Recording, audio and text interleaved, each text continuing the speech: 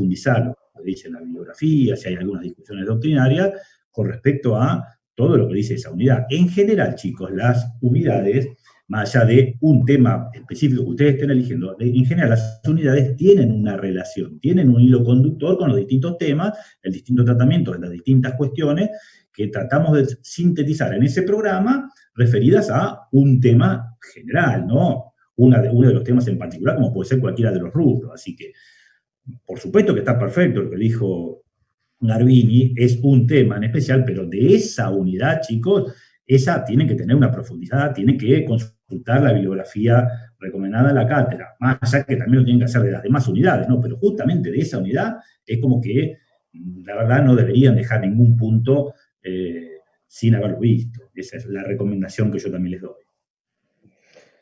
Está bien. Gracias, Néstor. Acá otro de los alumnos dice, ¿se puede tener el programa en mano para dar el final? Bueno, se puede, no, se debe tener el programa en la mano. Está dentro... A ver, yo lo que les vuelvo a decir, lo que les dije al comienzo. Es imprescindible que ustedes observen en la página el Word que se encuentra subido, que dice mensaje, condiciones, link de ingreso de Zoom. Ahí están todo este tipo de preguntas que ustedes están haciendo, están en ese Word. Las respuestas, ¿no? Esas preguntas están todas en el Word. Así que les pido que por favor lo miren. Maxi Rey pregunta, ¿cómo tomarían la parte práctica por Zoom? ¿A qué te referís, Maxi Rey? A ver si podés aclarar. Si querés habilitar el micrófono, por favor. Hola, ¿me escuchan? Sí, te escuchamos. Sí, perfecto. No, preguntaba si, como por ejemplo en el programa, la parte práctica, tomarían algún ejercicio por Zoom o eso es en el preevaluativo. No, a ver, tanto el preevaluativo, vos tenés que pensar, que es lo que yo te decía al comienzo, tanto el preevaluativo como el Zoom es el examen final de la materia, que normalmente lo hacemos en forma presencial y dado estas circunstancias no lo podemos hacer. Con lo cual, lo que puede haber es una aplicación práctica de un concepto, dos números, un cálculo en el aire, para poder darse cuenta uno si razona correctamente una situación. Pero en estos exámenes, como igual que en un examen final presencial, no hay casos prácticos como lo hay en un parcial. No, es una aplicación práctica de dos números para ver cómo se razona, eso es lo que se hace. No hay trabajos prácticos para resolver. ¿Está claro? Sí. ¿Claro esto? Sí, gracias. No, de nada. Bueno, Florencia Bernal pregunta, ¿tiene tiempo máximo de extensión la parte oral? A ver, nosotros pensamos, digamos, son condiciones particulares en las cuales estamos tomando exámenes, así que también nos estamos adaptando todos y todos estamos aprendiendo. El último examen, el 22 de julio, nosotros les decíamos, bueno, preparen el tema, les dábamos 5 minutos para que hablen. 5 minutos parece mucho y parece poco. A veces 5 minutos es mucho y a veces 5 minutos es poco. Pero digamos, un periodo de 5 minutos o alrededor de 5 minutos, hablando del tema que eligieron, a nosotros nos da la pauta, a veces en menos tiempo, nos da la pauta de si prepararon y conocen el tema, e incluso nos da el pie para que le preguntemos y ampliemos de ese tema, derivarnos a alguno relacionado. Como les decía el contador Valdi recién, del mismo capítulo, algún tema que tenga relación con lo que están exponiendo. Y por eso les recomendaba que vean el contexto, vean todo el capítulo bien.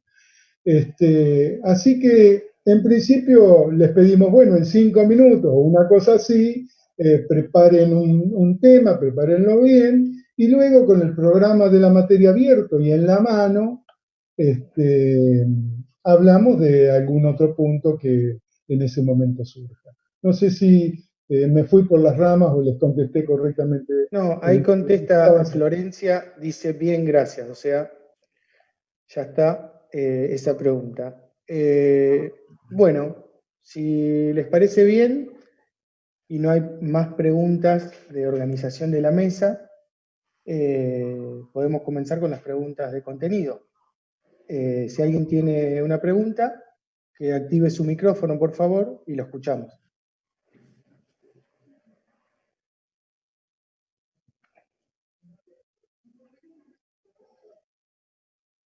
Sí, Emiliano Hola. Castro, te escuchamos.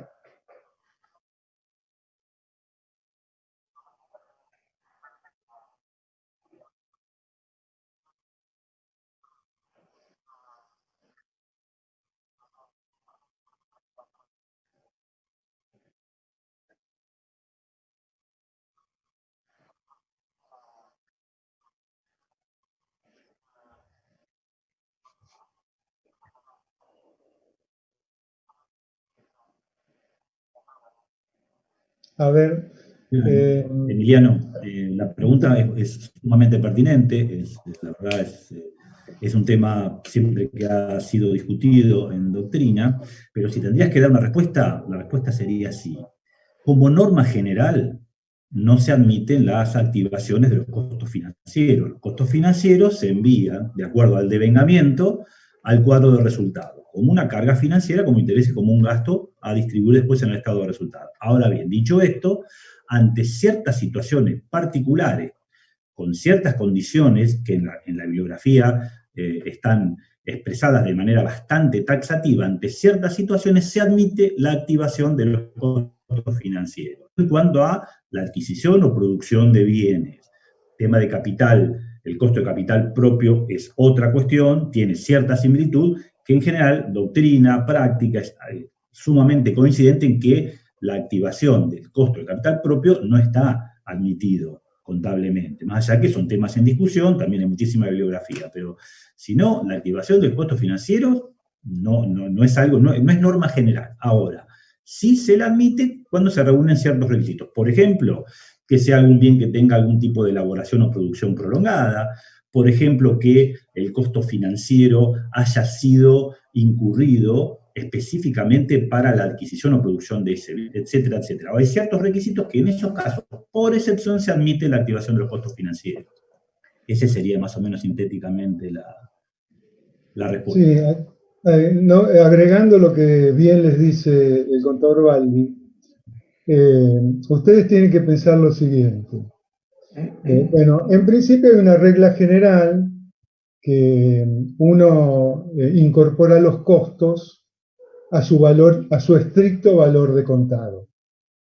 Y también hay un concepto general que dice que un costo es un sacrificio en términos económicos que se hace para adquirir o producir un bien.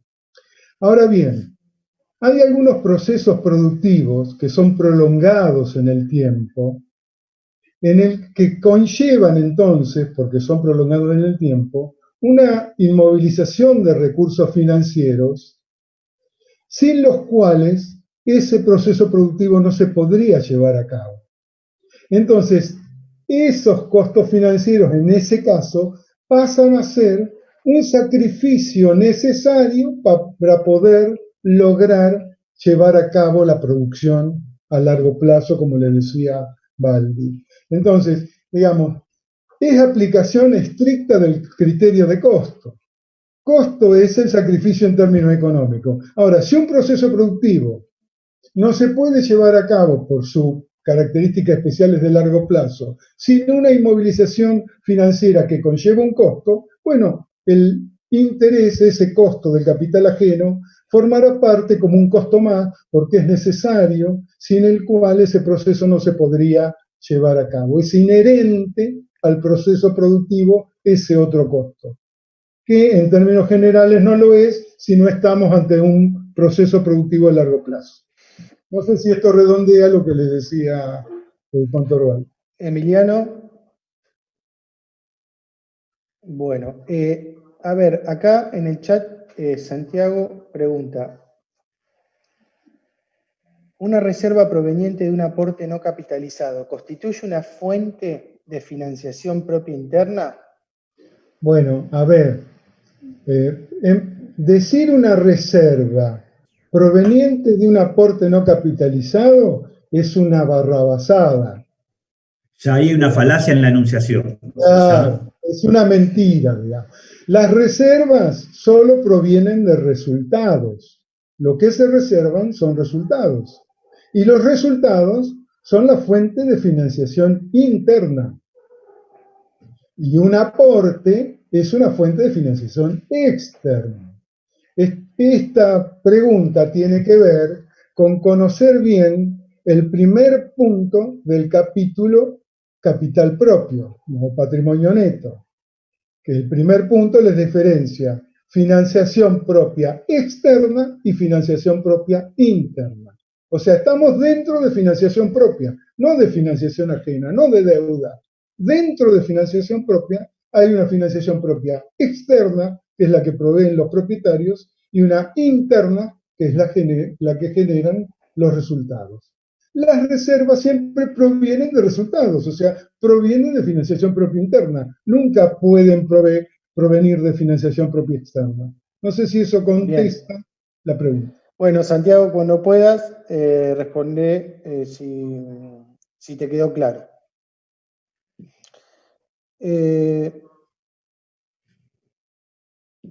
Aquí otro alumno pregunta, una cuenta en moneda nacional sin cláusula de ajuste, pero que devenga intereses, ¿es un activo monetario o no monetario?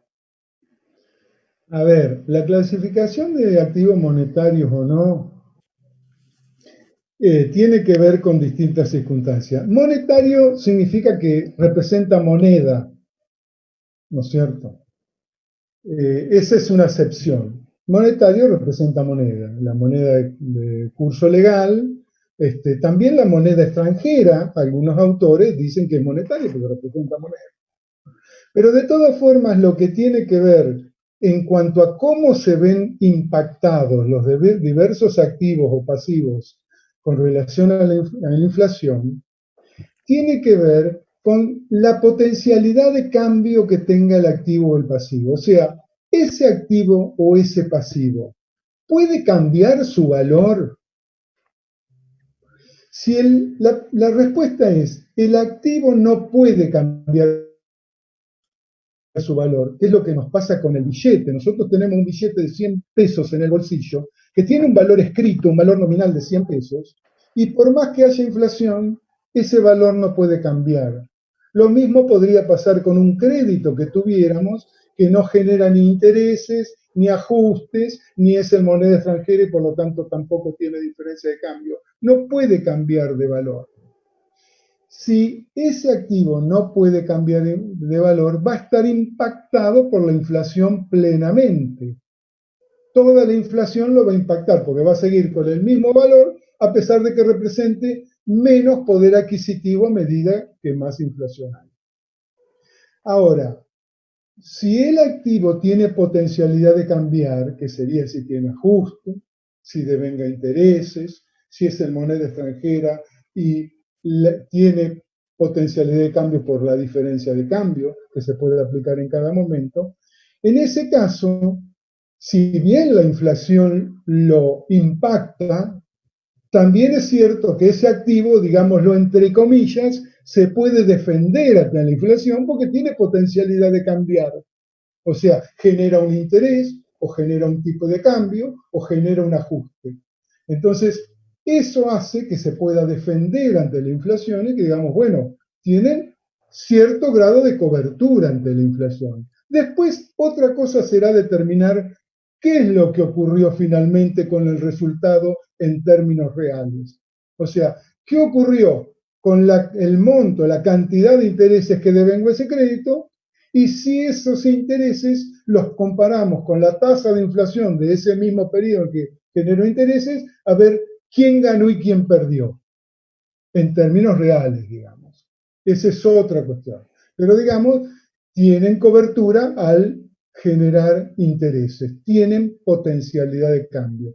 No sé, Néstor, si vos querés agregar algo para No, coincido. El tema es que a veces la confusión es que los rubros monetarios puros, inclusive desde la bibliografía más ortodoxa, más antigua sobre el tema, cuando hablamos de las partidas monetarias son aquellas o son pesos o representan pesos.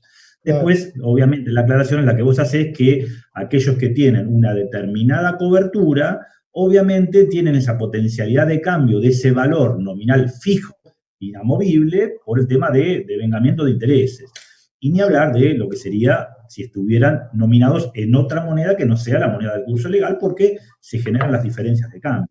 En esos casos, chicos, lo que ustedes tienen que tener en claro, la pregunta más importante sería la determinación, como decía bien el profesor Garbini, la determinación de los resultados financieros reales, cuando en muchas de las preguntas, en los preevaluativos, en los exámenes parciales que ustedes dieron, muchas de las preguntas estaban orientadas a la determinación de los resultados en términos reales.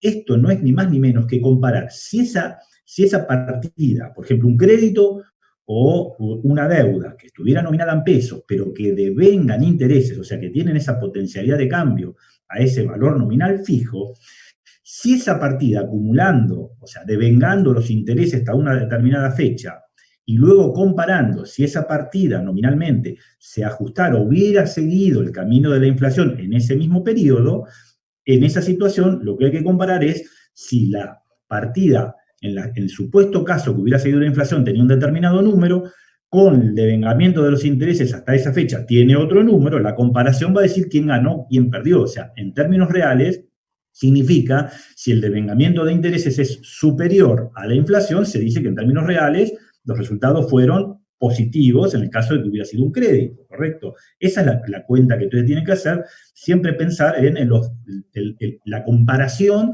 con el proceso inflacionario, pero en cuanto a el concepto de partidas monetarias, claramente es como dice el profesor Garbini, las que están o son pesos, es dinero en efectivo depositados en las cuentas a la vista, sin ningún tipo de cláusula de ajuste o de intereses que vayan devengando, y obviamente los que representan dinero. No sé si fuimos claros o si esto genera todavía más dudas, porque obviamente es uno de los temas siempre más complejos de la materia, ¿no? Bueno, si quedó claro, quien formuló la pregunta, si puede habilitar el micrófono o si puede responder en el chat, mientras vamos con la siguiente consulta. Dice acá Berardi, dice, a mí no me queda del todo claro, perdón, la diferencia entre el concepto contable y económico del beneficio. Bueno, a ver, le contesto yo. Ese es un punto del programa. Digamos que el beneficio económico no es lo mismo para el contador que para el economista. No es lo mismo el concepto contable que el concepto económico. Y no es el mismo porque ambos tienen distintas perspectivas sobre una situación determinada. Básicamente, la diferencia radica en que el economista, para fijar, dado que tiene que fijar precio, para fijar precio debe computar todos los costos necesarios de un bien. Computa todos los costos necesarios, le pone un margen de utilidad X y dice cuál es el precio. Y después se fija si ese precio es competente en un mercado, ¿no es cierto? En un mercado en que haya competencia. Bueno, para computar todos los costos, el economista tiene que tomar todos los costos. Lo que se llaman los costos del factor producción, los costos de la tierra, los costos del capital y los costos laborales, los costos del trabajo. Estamos diciendo entonces que uno de los costos que computa es el costo, lo que se llamaría el costo de oportunidad, el costo de poner el capital a disposición de esa actividad. Ese costo lo computa el economista como un costo más. En cambio, el contador, como tiene un punto de vista distinta, nunca computa el costo del capital que aportaron los propietarios y que pusieron a disposición de la empresa para que desarrolle su actividad. Ese costo ustedes nunca lo van a encontrar en la contabilidad, porque además los propietarios no tienen el derecho que se les reconozca algún rendimiento por eso. Entonces, el economista muestra un costo que el contador no muestra, que es el costo de la puesta a disposición, el costo de oportunidad de la puesta a disposición del capital por parte de los propietarios. En términos generales, entonces, el cuadro de resultado de la contabilidad, como ustedes lo conocen, en realidad el resultado ese que está en el cuadro de resultado es la confluencia de dos cosas distintas. Por un lado, del costo del capital que no fue reconocido, y que si fuera reconocido tendríamos un resultado menor, y además el resultado propio de la gerencia que administró y obtuvo un resultado determinado. Todo eso está mezclado en el cuadro de resultado tal como lo conocemos nosotros los contadores. Pero para los economistas esas dos cuestiones están divididas. No sé si esto resulta claro. Si Néstor, vos querés agregar algo al respecto. Yo amplío una cuestión más. En general, cuando hablamos de beneficios, chicos, ¿qué comparamos? Ingresos obtenidos con costos. Las dos ciencias, las dos disciplinas, en cuanto a la determinación, a la magnitud de los ingresos, no difieren en gran medida. Ni la ciencia o la disciplina contable y la economía no tienen grandes diferencias en la determinación del ingreso. Pero sí, como dice el profesor Garbini, en la determinación de los costos, ahí es donde aparece la diferencia. Principal diferencia, costo de oportunidad. La contabilidad, chicos, es una disciplina que en su gran medida se maneja con datos reales, concretos, verificables, objetivamente medibles, sumamente verificables, la gran mayoría. Obviamente, piensen que algunas estimaciones la contabilidad realiza, las previsiones, las amortizaciones, son datos, en algunos casos jugamos un poco con contingencias o con estimaciones, pero en general la contabilidad se maneja con datos objetivos verificables. Entonces, la contabilidad, al momento de, en esta mínima ecuación, ingresos menos costos igual el beneficio, si lo hubiera beneficio, a veces no hay beneficio, si lo hubiera, toma los costos, prácticamente costos reales, los que son absolutamente medibles, ese gran sacrificio económico, como ya lo describió el profesor Garbini, pero la economía, obviamente, primero porque no está presentando las situaciones patrimoniales, no está presentando las determinaciones de los resultados como si lo hace la contabilidad.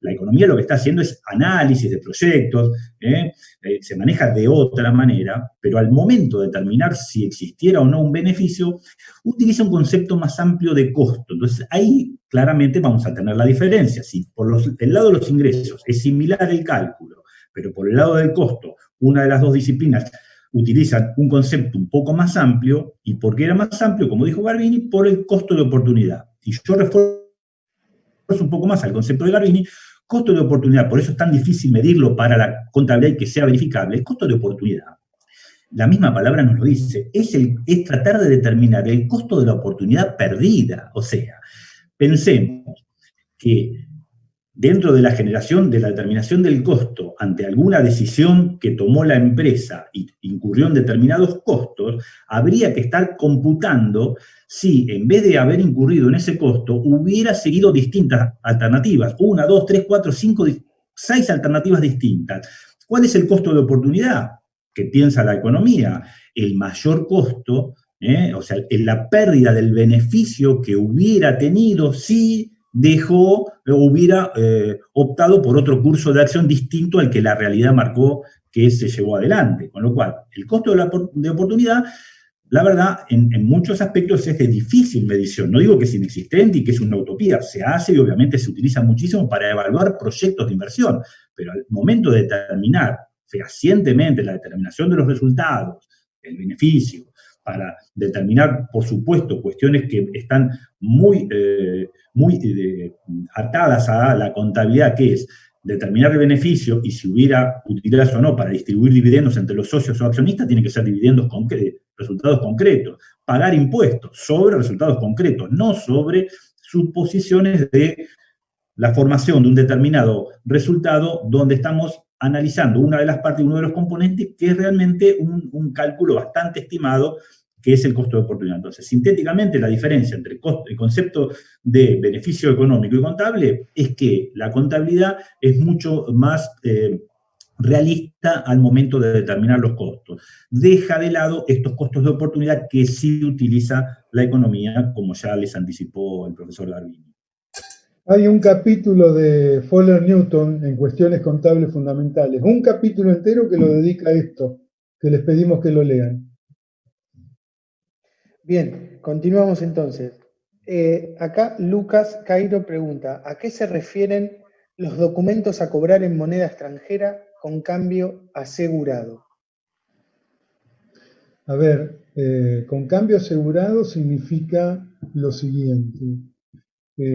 Cuando yo tengo un documento a cobrar, lo mismo que si tengo un documento a pagar, y es en moneda extranjera, obviamente que estoy a las resultas, a lo que ocurra con las diferencias de cambio. Ya tendré que cobrar o tendré que pagar al momento en que tenga que hacerlo, al tipo de cambio vigente a ese momento. Ahora, más que en los documentos a cobrar, yo pienso en los documentos a pagar, digamos, miren lo que ocurre, si yo tuviera que pagar un documento en moneda extranjera y el tipo de cambio está subiendo, la verdad que yo querría tener algún reaseguro de que no voy a terminar pagando una exorbitancia, porque el tipo de cambio se disparó. Ustedes piensen en la Argentina, los problemas con las diferencias de cambio que tenemos todos los días. Entonces, lo que yo probablemente quisiera hacer es asegurarme algún tipo de cambio. Digo, bueno, hasta acá asumo el riesgo. Si yo tengo una deuda de 100 con un tipo de cambio de 10, o sea, 1.000 pesos, digo, bueno, si el tipo de cambio sube hasta 14, no hay problema. Pago la deuda. Ahora, si sube más de 14, tengo adversión al riesgo, no quiero tomar más riesgo, entonces me quiero asegurar. Y tomo una prima de seguro. Digamos, contrato con alguien que si está por encima de lo que yo quiero asumir como riesgo, ese alguien me cubre la diferencia. Ese es un tipo de cambio asegurado. Obviamente que ese contrato tiene un costo también, pero digamos me limita el riesgo cuando yo tengo adversión al riesgo. Bien. Hola, buenas tardes. ¿Podría hacer una consulta? Sí. Me tocó una pregunta en el preevaluativo que me trabo un poco y la verdad no sé si lo estoy entendiendo bien. En caso de que la contabilidad no tenga en cuenta la inflación y esté evaluando a valores corrientes, ¿cómo queda el activo? ¿Bien medido o no? Porque yo sé que cuando hay inflación y no la tiene en cuenta y estás evaluando a costos históricos, yo sé que el activo queda subvaluado porque si querés sacar el total del activo, tenés que sumar el saldo de caja, que va a estar precisado en moneda de cierre, con el saldo de mercaderías, que va a estar expresado en otro poder adquisitivo. Por eso queda subvaluado. Pero en el caso de que estemos evaluando valores corrientes, ¿cómo sería? Si está evaluado todo a valores corrientes, está en momento en que estás midiendo, con lo cual queda bien evaluado. Queda bien medido. Independientemente que hay otros problemas atrás, ¿no? Pero queda bien valorado el activo. Ok, listo, queda gracias. bien medido, digamos. Sí. Bueno, siguiente. Aquí Nahuel Pérez dice lo siguiente. Me dan una composición, perdón, arranco mejor. Una pregunta, el profe había visto un ejercicio que me trabó un poco. Me dan una composición de patrimonio neto